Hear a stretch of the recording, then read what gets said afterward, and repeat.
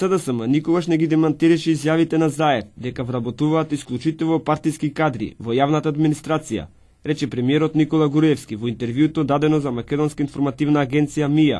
Во интервјуто, кој МИА го објавува во делови, премиерот Груевски говори за очекувањето на економски и политички план во 2011 година, политичките случувања во државата, односите со ДУИ, состојбата со медиумите, економските прогнози, инвестициите, проектите кои го спроведува. Груевски се осврна и на реализација на проектот Скопје 2014, актуелните случувања во борба против корупцијата, отворено говори за досегашните идниот тек на процесот на разговори со Грција. Одговарајќи на прашањето од што е најмногу, а од што е најмалку задоволен во 2010 година, Груевски рече дека е задоволен од судските реформи и визната либерализација и образованието, незадоволен од економската состојба заради кризата и спорот со Грција.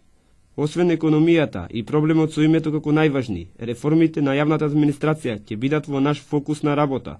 На овој сектор не му било посветено внимание 20 години, ниту било спроведена некоја суштинска реформа во тој правец. Сега ние започнуваме со сеопфатен пакет на реформи во овој правец.